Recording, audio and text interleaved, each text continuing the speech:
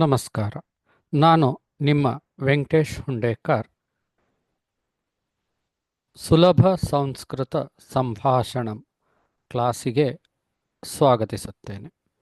ದಯವಿಟ್ಟು ಚಾನಲನ್ನು ಸಬ್ಸ್ಕ್ರೈಬ್ ಮಾಡಿ, ಲೈಕ್ ಮಾಡಿ, ಶೇರ್ ಮಾಡಿ ಮತ್ತು ಏನಾದರೂ ಕ್ವಶನ್ಸ್ ಇದ್ದರೆ ಕಮೆಂಟ್ಸ್ ಮಾಡಿ. ಅದಕ್ಕೆ ನಾನು ಖಂಡಿತವಾಗಿಯೂ ಉತ್ತರ ಕೊಡುತ್ತೇನೆ. ಇವತ್ತಿನ ಪಾಠ ತೃತೀಯ ಪಾಠ. ತೃತೀಯ ಅಂತಂದ್ರೇನು? ಮೂರನೆಯ ಪಾಠ.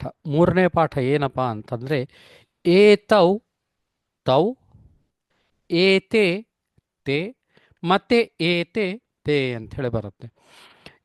ಯಾವ ತರಹ ನಾನು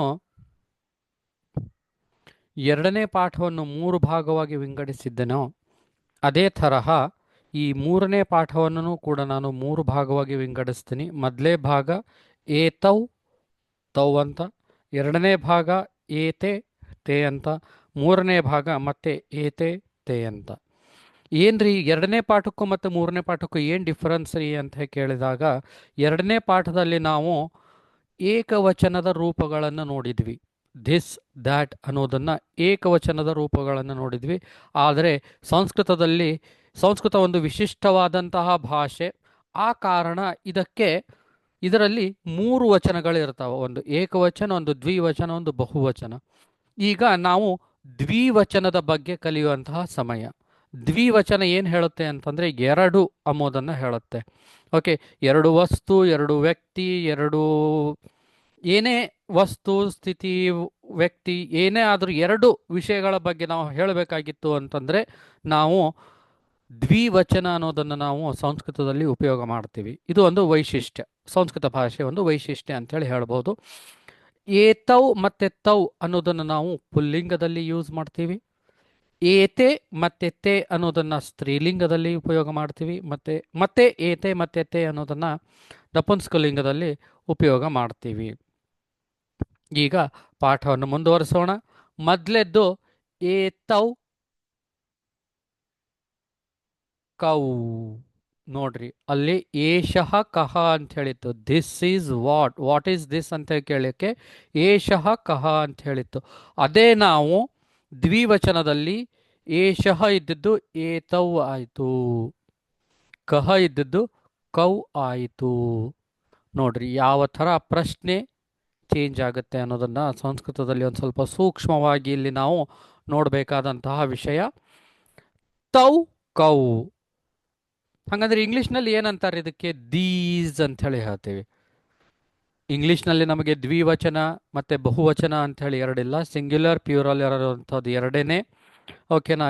ಇಂಗ್ಲೀಷ್ನಲ್ಲಿ ಒಂದಕ್ಕಿಂತ ಹೆಚ್ಚು ಪದಗಳನ್ನು ಹೇಳಲಿಕ್ಕೆ ನಾವು ಪ್ಯೂರಲನ್ನೇ ಯೂಸ್ ಮಾಡ್ತೀವಿ. ಅದೇ ತರಹ ಇದು ಕೂಡ ದ್ವಿವಚನವನ್ನು ಕೂಡ ನಾವು ಹೇಳಲಿಕ್ಕೆ ಇಂಗ್ಲೀಷ್ನಲ್ಲಿ ದೀಸ್.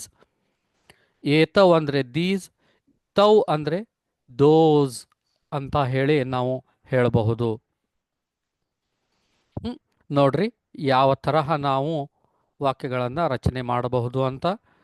ಇಬ್ಬರು ಬಾಲಕರು, ಇಲ್ಲಿ 2 ಕಡೆ ಇಬ್ಬರು ಬಾಲಕರಿದ್ದಾರೆ. ಈ ಇಬ್ಬರು ಬಾಲಕರು ನನ್ನ ಸಮೀಪದಲ್ಲಿದ್ದಾರೆ. ಅದಕ್ಕೆ ಏತೌ ಬಾಲಕೌ. ನೋಡ್ರಿ, ಬಾಲಕಃ ಅಂತ ಹೇಳಿತ್ತು, ಈಗದು ಬಾಲಕೌ ಅಂಥೇಳಿ ಆಯಿತು. ವಚನಗಳು ಬದಲಿಯಾದಾಗ ಅದರ ರೂಪಗಳು ಕೂಡ ಬದಲಾಗತ್ತೆ ಅನ್ನೋದನ್ನು ನಾವಿಲ್ಲಿ ಅಬ್ಸರ್ವ್ ಮಾಡಬೇಕಾಗತ್ತೆ. ಅದೇ ತರಹ ನಮ್ಮಿಂದ ಆ ಇಬ್ಬರು ಬಾಲಕರು ನಮ್ಮಿಂದ ಒಂದು ಸ್ವಲ್ಪ ದೂರದಲ್ಲಿದ್ದಾರೆ. ಆ ಕಾರಣ ಏತೌ ಬಾಲಕೌ, ಅವರಿಬ್ಬರು ಹುಡುಗರು ಅಲ್ಲಿದ್ದಾರೆ. ಇವ್ರಿಗೆ ಪ್ರಶ್ನೆ ಹೆಂಗೆ ಕೇಳಬೇಕು? ಏತೌ ಕೌ, ಏತೌ ಬಾಲಕೌ, ತೌ ಕೌ, ತೌ ಕೌ, ತೌ ಬಾಲಕೌ. ಹೌದಾ? ಅದೇ ತರಹ ಆನೆಗಳು, 2 ಆನೆಗಳ ಸಮೀಪಿವೆ, 2 ಆನೆಗಳು ದೂರದಲ್ಲಿವೆ. ಏತೌ ಕೌ, ಏತೌ ಕೌ, ಏತೌ ಗಜೌ.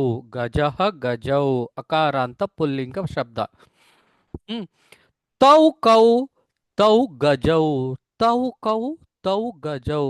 ಏತೌ ಕೌ, ಏತೌ ಗಜೌ, ತೌ ಕೌ, ತೌ ಗಜೌ. ಅದೇ ತರಹ ಇಲ್ಲಿ ನಾನು ದೇವರ ಎರಡು ದೇವರ ಫೋಟೋಗಳನ್ನು ಹಾಕಿದ್ದೀನಿ, ಒಂದು ರಾಮ ಒಂದು ಕೃಷ್ಣ, ನೀವು ನೋಡಬಹುದಿಲ್ಲಿ. ಹೌದಾ? ಏತೌ ಕೌ ಏತೌ ದೇವೌ, ಅಥವಾ ನೀವು ಹೆಸರಿನಿಂದನೇ ಕರಿಬೇಕಾಗಿತ್ತು ಅಂತಂದ್ರೆ ಏತೌ ರಾಮಕೃಷ್ಣೌ, ಏತೌ ದೇವೌ ಎರಡೂ ಬರುತ್ತೆ. ತೌ ಕೌ ತೌ ರಾಮಕೃಷ್ಣೌ, ತೌ ದೇವೌ, ಈ ಥರ ನಾವು ಹೇಳ್ತೀವಿ. ಅದೇ ತರಹ ನಿಮಗೆ ಮಾಡ್ಲಿಕ್ಕಂತ ಹೇಳಿನೇ ನಾನು ಇಲ್ಲಿ ಏಕವಚನ ಮತ್ತು ದ್ವಿವಚನ ಪದಗಳನ್ನು ಎರಡನ್ನೂ ಕೊಟ್ಟಿದ್ದೀನಿ. ಏಕವಚನದಲ್ಲಿ ಏಷಃ ಕಃ ಏಷಃ ರಾಮಃ, ಏತೌ ಕೌ ಏತೌ ರಾಮೌ, ಸಹ ಕಃ ಸಹ ರಾಮಃ, ತೌ ಕೌ ತೌ ರಾಮೌ. ನೋಡ್ರಿ, ಇಲ್ಲಿ ಅಕಾರಾಂತದಿಂದ ಎಂಡ್ ಆಗಿದೆ, ಮ ಪ್ಲಸ್ ಮ, ಅಕಾರಾಂತದಿಂದ ಎಂಡ್ ಆಗಿದೆ, ಅದಕ್ಕೆ ದ್ವಿವಚನದಲ್ಲೆದು ರಾಮೌ. ಇಲ್ಲಿನೂ ಕೂಡ ನೋಡ್ರಿ, ಛಾತ್ರ ತ್ರ ತ ಅನ್ನೋದು ಅದಿಂದ ಎಂಡ್ ಆಗಿದೆ, ಅದಕ್ಕೆ ಅದು ದ್ವಿವಚನದಲ್ಲಿ ಛಾತ್ರೌ. ಬಾಲಕ ಕ ಅನ್ನೋದು ಅದಿಂದ ಎಂಡ್ ಆಗಿದೆ, ಅದಕ್ಕೆ ಅಕಾರಾಂತ ಶಬ್ದ, ಅದು ದ್ವಿವಚನದಲ್ಲಿ ಏನಾಗುತ್ತೆ ಅಂತಂದ್ರೆ ಬಾಲಕೌ ಆಗುತ್ತೆ. ಪ್ರಶ್ನೆಗಳನ್ನು ಅದೇ ಥರನೇ ಅಭ್ಯಾಸ ಮಾಡ್ರಿ. ಛಾತ್ರ ಏಷಃ ಕಃ ಏಷಃ ಛಾತ್ರಃ, ಸಹ ಕಃ ಸಹ ಛಾತ್ರಃ. ಇನ್ನು ದ್ವಿವಚನಕ್ಕೆ ಬಂದಾಗ ಏತೌ ಕೌ ಏತೌ ಛಾತ್ರೌ, ತೌ ಕೌ ತೌ ಛಾತ್ರೌ. ಛಾತ್ರ ಅಂತಂದ್ರೆ ವಿದ್ಯಾರ್ಥಿಗಳು, ಶಾಲೆಗೆ ಹೋಗುವಂತ ವಿದ್ಯಾರ್ಥಿಗಳು ಅಂತೇಳಿ ಹೇಳಬಹುದು. ಬಾಲಕ, ಬಾಲಕ ಅಂತಂದ್ರೆ ಏನು? ಬಾಲಕ ಅಂತಂದ್ರೆ ಮಕ್ಕಳು, ಹುಡುಗರು. ಏಷಃ ಕಃ ಏಷಃ ಬಾಲಕಃ, ಸಹ ಕಃ ಸಹ ಬಾಲಕಃ, ತೌ ಕೌ ತೌ ಬಾಲಕೌ, ತೇ ಕೌ ತೇ ಬಾಲಕೌ. ಅದೇ ತರಹ ಇಲ್ಲಿ ನೋಡ್ರಿ, ಅಂತಸ್ಥ ಶಬ್ದಗಳನ್ನ ಮುನಿ, ಇಕಾರಾಂತ ಪುಲ್ಲಿಂಗ. ಹೌದಾ? ಕಡಿ ಅಕ್ಷರ ಇ ಅನ್ನುವುದರಿಂದ ಎಂಡ್ ಆಗಿದೆ, ಅದಕ್ಕೆ ಇಕಾರಾಂತ ಪುಲ್ಲಿಂಗ. ಅದು ದ್ವಿವಚನಕ್ಕೆ ಬಂದಾಗ ಮುನಿ, ಈ ದೀರ್ಘದಲ್ಲಿ ಎಂಡ್ ಆಗುತ್ತೆ.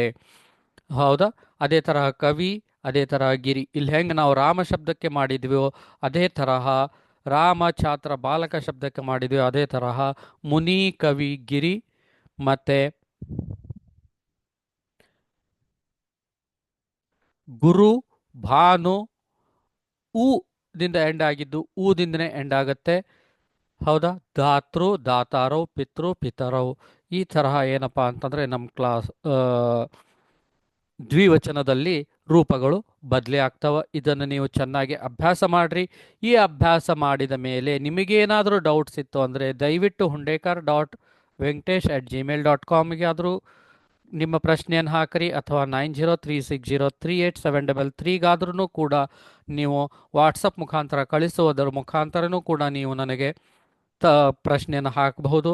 ಇದರ ಜೊತೆಗೆ ನಾನು ಸಂಸ್ಕೃತ ಕ್ಲಾಸ್ಗಳನ್ನು ಕೂಡ ಹ್ಯಾಂಡಲ್ ಮಾಡ್ತೀನಿ. ಯಾರಿಗಾದರೂ 3ನೇ ತರಗತಿಯಿಂದ 12ನೇ ತರಗತಿಯವರೆಗೆ ಸಂಸ್ಕೃತ ಟ್ಯೂಷನ್ಸ್ ಯಾರಿಗಾದರೂ ಬೇಕಾಗಿತ್ತು ಅಂತಂದರೆ, ಯಾವುದೇ ಸಿಲೆಬಸ್ ಇರಲಿ, CBSE ಇರಲಿ, ICSE ಇರಲಿ, ಸ್ಟೇಟ್ ಸಿಲೆಬಸ್ ಇರಲಿ, ಅವರಿಗೆಲ್ಲನೂ ನಾನು ಹೇಳಿಕೊಡ್ತೀನಿ. ನನ್ನ ಕ್ಲಾಸಿಗೆ ಮ್ಯಾಕ್ಸಿಮಮ್ 5 ಮಕ್ಕಳನ್ನು ನಾನು ಆ್ಯಡ್ ಮಾಡ್ಕೋತೀನಿ, 5ಕ್ಕಿಂತ ಹೆಚ್ಚು ಮಕ್ಕಳನ್ನು ಆ್ಯಡ್ ಮಾಡ್ಕೊಳ್ಳಲ್ಲ. ಆನ್ಲೈನ್ ಟ್ಯೂಷನ್ ಅಷ್ಟೇ ತಗೋತೀನಿ ನಾನು. ಸೊ ಏನಾದರೂ ನಿಮಗೆ ಟ್ಯೂಷನ್ ಬಗ್ಗೆನೇ ಎನ್ಕ್ವೈರಿ ಬೇಕಾಗಿತ್ತು ಅಂದರೆ ಇದೇ ನಂಬರಿಗೆ ಅಥವಾ ಈ ಮೇಲ್ ಮುಖಾಂತರವೂ ನೀವು ನನ್ನನ್ನು ಕಾಂಟ್ಯಾಕ್ಟ್ ಮಾಡಬಹುದು. ಇಷ್ಟು ಹೇಳಿ ಇವತ್ತಿನ ಪಾಠವನ್ನು ಇಲ್ಲಿಗೆ ಮುಗಿಸುವಂಥ ಸಮಯ. ಮತ್ತೊಮ್ಮೆ ಸಿಗೋಣ. ನಮಸ್ಕಾರ.